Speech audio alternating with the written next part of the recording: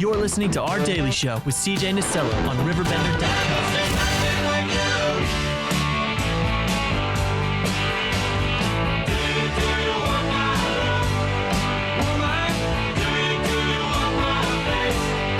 Little bit of ELO because on the 21st, that's tomorrow, it's the big one, the all-class 60s and 70s reunion party.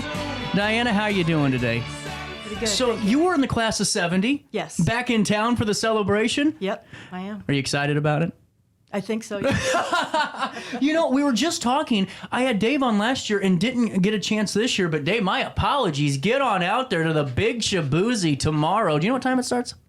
It starts at 4. Mm-hmm. The band starts at 6. There you go. That's a fun party. Yeah, I mean, just a fun night to be a part of. That's the all-class 60s and 70s reunion down at Max the Class Party tomorrow. But Diana, you're in the studio today because of this new podcast you're doing. Yes. Welcome to the Barbed Wire Hotel. That's it. This is exciting. Thank you. Thank you. So this premieres on November the 11th, Veterans Day. Yes. And rightfully so. Fill me in on what this podcast is going to be all about. The podcast is about telling veterans, current service members, and new recruits about telling their story, their journey. Mm-hmm. So many veterans say, well, all I did was sit at a desk, or my story isn't one to tell, or I don't want to talk about it. But when I researched my dad's story, I realized my dad never talked about his time in the service. And he was a prisoner of war. He never talked about it. Whoa. I mean, it was like, you don't talk about it. And as I found, a lot of guys are like that. So let me ask you this from your personal experiences, you know, with your father kind of shielding that portion of his life from you. Yeah. Was there a disconnect ever because of that? No, it was just never understood. My mother told us when we were little, don't ever talk to your dad about the war. Wow. He ate grass. That was his food. He froze to death. And the one thing he did tell my mom about it is, no matter what, you will spend $30 a month at the grocery store, whether we need the food or not, because he starved. Wow. Yeah, and she always did. And $30 a month now, well, I would starve. Get you a quickie. I'm about to say the same thing. So how did the name Barbed Wire Hotel come into play? Because the book Writings from Barbed Wire Hotel, is that due to that POW status and the confines of it? Yes, actually, the Barbed Wire Hotel, my dad has a lot of drawings in his diary. And in the diary, one of the drawings is a drawing of these men. I don't know if you can see it. Yeah, absolutely. Okay, they're standing at a gate of barbed wire. And he drew on the bottom, "Welcome to the Barbed Wire Hotel." Okay, that's very interesting. Yeah, so they welcome the new guys into the POW camp. I don't know if you welcome them, but yeah, you just show there's a friendly face. And so that's where it came from, yeah. Yeah. How interesting. I mean, but really just fascinating, because I'm sure there's so many families, Diana, that have that, you know, same thought process that you do because of their, you know, relatives, their father, their brother, their uncle, who knows, their experiences as well. There's a lot of connection there. There is. And the thing is a lot of the families, like the children or the grandchildren, their parent never talked about their time in the service, but they had a journey. These people sacrificed. I mean, they were willing to sacrifice their life, their limbs, their health for their country. Yeah. And I just talked to a Marine, and I asked him the other day, I said, he was dead set on going into the Marines. They wanted to put him in the Navy. He said, nope, I'm going in the Marines. Mm-hmm. And he said, and I said, the Marines is the most dangerous of all the services. Why did you go into the Marines? Well, I think it is. I don't know. And he said, I said, you were willing to sacrifice your life. Why did you want to go into the Marines? And he said, I wanted to serve my country. Mm-hmm. I wanted to fight. And I knew in the Marines I could do a good job. And he did. Just incredible. And I mean, right now, especially in, our community, Grafton, of course, having the highest veteran population per capita in the state of Illinois, the National Memorial Military Ascent getting put in, but also just the area's roots and all the area veterans that have really just had such remarkable stories, told about. James Killian, for an example, and so many others, the Western Military Academy being right there. Yeah. Whenever you were growing up and looking back on it now with this podcast, you look back and think about all those former classmates that, not only went off and served, but also maybe their families too, that you've heard those stories from because of that, military prowess that really is in the Riverbend with area veterans. Well, it really is. And I grew up in the Vietnam era. And being a girl, I didn't really comprehend what that meant. But a lot of my classmates went to Vietnam. A lot of my classmates from like 65, 64 forward, they went to Vietnam, or they served in another branch of the military. And I am just like, I want to tell your story. Can I ask you, what is it like to have the feeling of seeing your classmates going to Vietnam? Because that's something my generation hasn't experienced and probably won't. But when all of a sudden, there's, one of your friends or one of your, classmates, one of your pals, that's now going to fight for the country, was there a feeling that you had at the time for that? Did you recognize the importance of that? What was that like? Being a girl, I didn't recognize it. But I didn't comprehend it either. But they had the night of the draft, when they pulled draft numbers. I still remember sitting on my mom's chaise lounge with my boyfriend and my sister with her boyfriend as their numbers were being called. Oh, wow. I know, that's like, whoa. But I didn't comprehend the importance of it because I was a girl. And I was disconnected, and my dad kept us shielded from that. I didn't realize he did, but he did. But these young men that are 16, 17, 18 years old, it's like, whoa. Right. And the young man that was the Marine, well, he's 99 now, and the young man that was the Marine, he was 17. Wow. That's incredible. And he went over, he was in Iwo Jima. Wow. Yeah. And lost a leg. Yeah. Well, and that's the thing that my generation, I'm talking mine, like 25-year-olds. We don't really, I don't think, understand that sometimes. Where these folks were literally growing up on the fly and having to learn not only to be men but also to defend their country in one of the most treacherous terrains there ever was, in Vietnam and the jungles too. Oh, really? So, getting into this, take me through some of the conversations you've had so far. Give me some of your insights, because it seems like you're really learning too and gaining more knowledge as you're having these conversations. I am learning so much. Back in the day, history was not a big deal to me. It wasn't of any interest. Civics, it was like, okay, fine, it's government, whatever. Right. But today, well, maybe because I'm part of history now. It's like, okay, yeah. And I keep talking to people, and they go, Diana, what generation are you in? but anyway, it just is really interesting to learn. I mean, I talked to somebody last week. He was in Afghan, and he went into the Navy, and it's like, but because he liked to fly. Okay, so you like to fly. Why didn't you go into the Air Force? Well, in the Air Force, I couldn't fly what I wanted to fly. In the Navy, I could fly. I didn't want to be on a carrier boat, or I'm still learning the terminology, and it's like, oh, okay. So he flew, and he flew, and he flew, and he flew. That's well, and that's what I find so fascinating about this too, is not only just what those soldiers done, but their mentality behind just who they are as people and how that shaped them. Because it's one of those things where you peel back that fourth wall a little bit and you get to know them a little bit more. I'm sure there's just so much enlightenment coming from those conversations. How many have you had so far? Well, I've had less than 10, about 8 or 9. Yeah. And so I'm just getting started, but I have to bank them in order to go live. Right. Yeah. So, but I mean, it took me about 6 months to come to the decision I was going to do this. It was like after I wrote my dad's book, I didn't write it; he wrote it, but put it together. But well, I'm sure that was an odyssey in itself. Yeah. Because I want to talk about that when we come back from break. But Okay. don't want to cut you off here. So No. it took you a couple of months to decide on doing the podcast. Right. It was like, there is something I still need to do.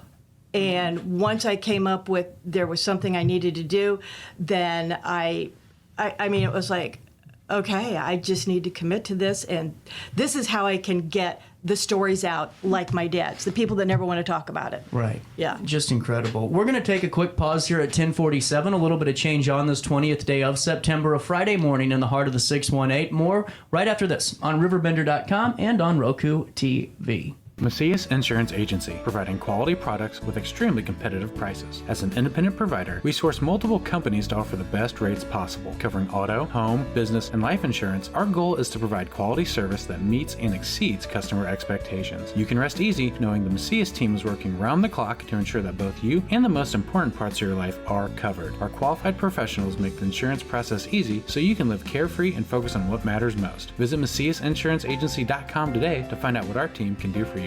Picture This and More has been a trusted name in the Alton community for more than 30 years, with the last 3 being right here on Broadway. We specialize in quality framing at affordable prices. We also feature works by local artists because we're proud of our community.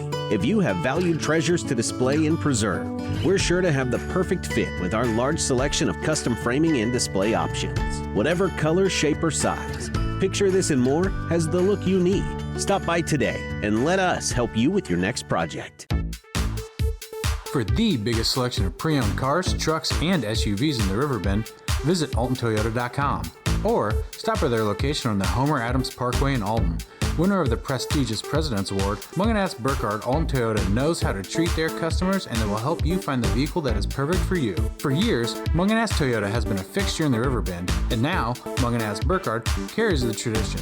New name, but the same great service you've come to expect. I had an amazing experience with Dr. Haug and her team. I came here when I was 10 years old to get my braces on. Now I'm 28 years old, braces off, and I get so many compliments on my smile. It's helped me thrive in my career as a news reporter, and also as Miss Missouri USA, I took the stage with confidence, knowing my smile was gonna make me look like $1 million. I've never felt better and more confident because of my smile.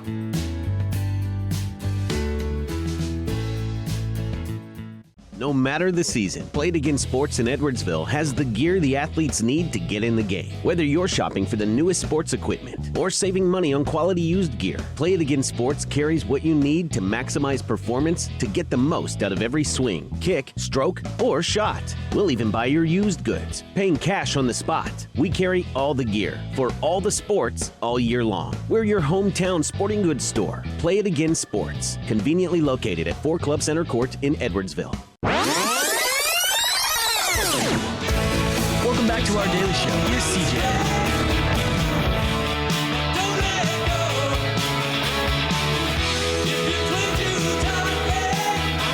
Welcome back, 10:50. A little bit of change on this Friday morning.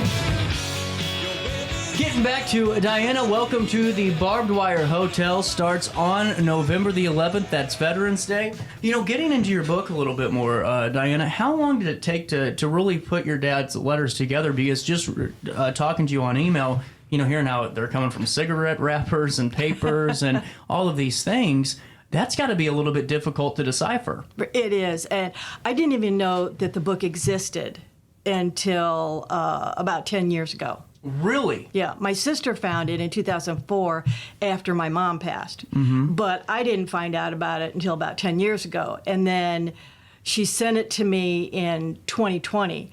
And the only reason she sent it to me was to go to the preservationist. Yep. Because, you know, it's got brittle paper and all. And so she sent it to me to preserve it. Okay, it still hasn't been preserved. And I thought, before I send it off to this guy in East Jesus someplace, I'm going to take a picture of every page. And as I took pictures of the pages, I started reading things. And then I was looking at the cigarette wrappers, and it's like, oh my gosh. And I'd read things over and over and over, and he was telling a story so that people would know what he was going through without telling the horrors of being a POW. Right. He was part of the marches in 1944 several marches where they just woke him up at midnight and it was minus 17 degrees in Germany. Wow. And they marched them, no shirts, or some of them didn't have shirts, some of them didn't have coats, some of them didn't have shoes. They were very ill-equipped, and they marched them for days and days and days. Oh, my. And all they did was march in a circle around Germany. Yeah. I just couldn't wrap my head around that. Oh, no, I can't either. You know what I'm saying? It's just, Yeah. that's something unfathomable. Yeah. And now when you were able to, you're taking pictures and telling me that you had to, zoom in on them to really decipher, did you get a better understanding of your dad reading this?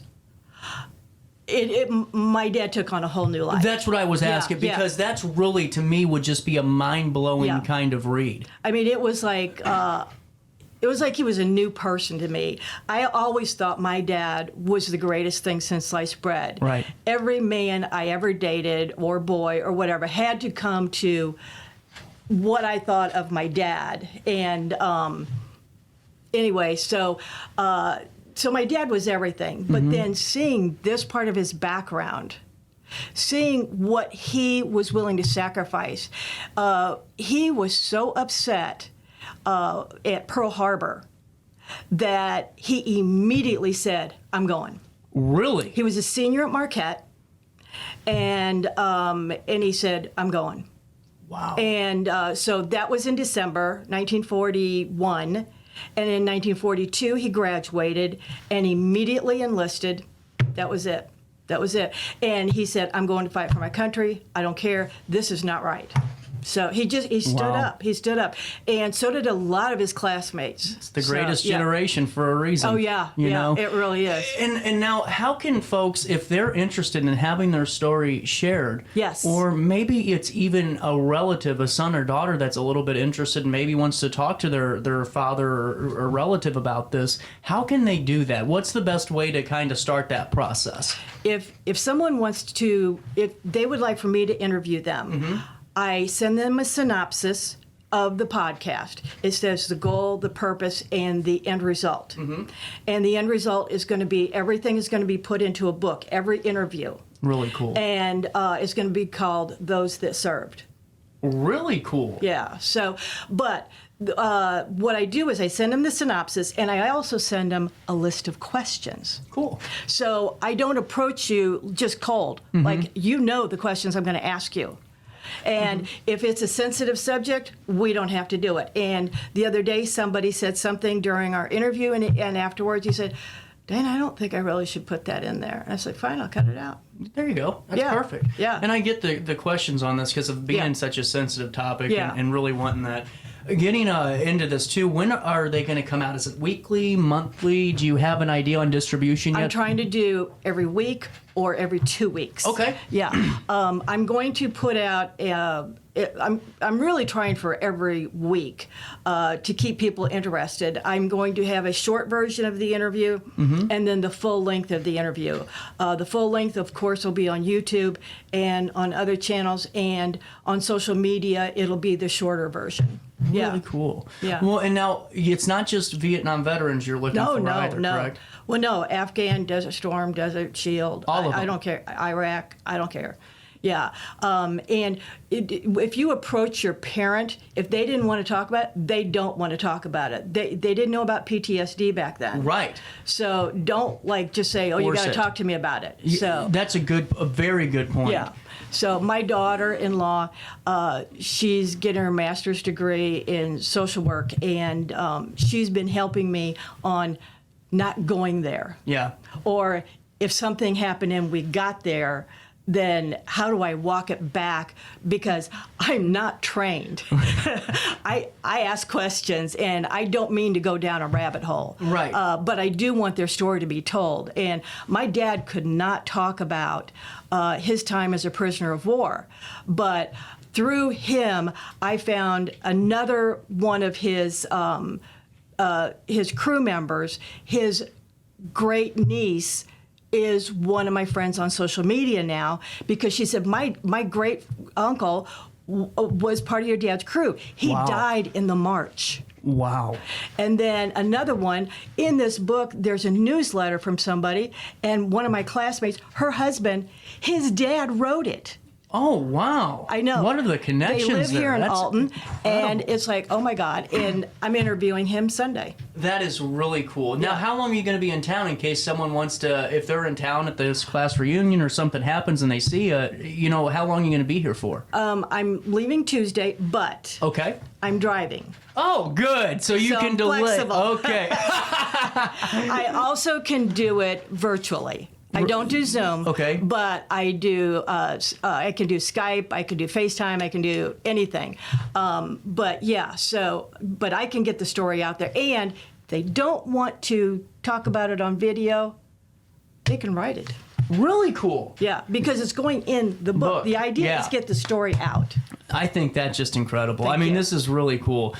And with that being said, how many are you going to do this as a seasonal thing, or are you going to keep doing it weekly as long as you have this content? I'm going to keep doing it as content. Yeah. Really cool. And I'm going to a prison in a couple weeks Which prison? in Florida. Oh, wow. There are several, quite a few, that suffered from PTSD from Vietnam, and one of them, he killed his best friend. And it was because of PTSD, and he's having to pay the price. Another one killed his wife. Oh, wow. Okay, but they still served our country, so I want to know their story. Well, and especially, too, we didn't know 30 years ago, really what PTSD was. And, No, we and didn't. it's a No. nuanced thing. And honestly, fighting for our country leads to some of those things. And you can't unsee things. Yeah, no. I had somebody that said no to me on doing it because he's seen things that Yeah. he can't unsee. And he called me the other day and said, Diane, I want to do it. And you're not doing it for you. You're not doing it for No. your children. You're doing it for your great-grandchildren's great-grandchildren. That's like 150 years from now. Well, right, and it's one thing to have it told in a third party perspective, that Yeah. third person's perspective, but whenever you really have that first-hand experience Yeah. that you can shed those personal details, that's true history. Those are straight from the proverbial horse's mouth, and really understanding and getting those insights can tell a greater story to what was really going on through the minds of our soldiers from any battle. Yeah. This is really powerful stuff. The Welcome to the Barbed Wire Hotel podcast starts on Veterans Day. That's November the 11th. Diana will be in town for the big party tomorrow, the 60s, 70s class party reunion extravaganza. And then if you want to be a part of this, how can they reach out to you? Best way is they can go to the Kriegie's Daughter on social media or thekriegiesdaughter.com. That's KRIEGIES daughter, the Kriegie's Daughter, or my name, Diana, at DianaHalstead.com, or they can call me. Really cool. Or text. We'll link everything in an article on RiverBender.com. Thank you Yeah. for your time today. And we're out of time. So to all of you, have a great weekend. Go have some fun at the 60s, 70s class party. Enjoy the Earth Tones Festival tomorrow, all the great events. RiverBender.com/events. I'll see you back here on Monday for more of our daily show. Until then, as always, just try your best to stay out of jail.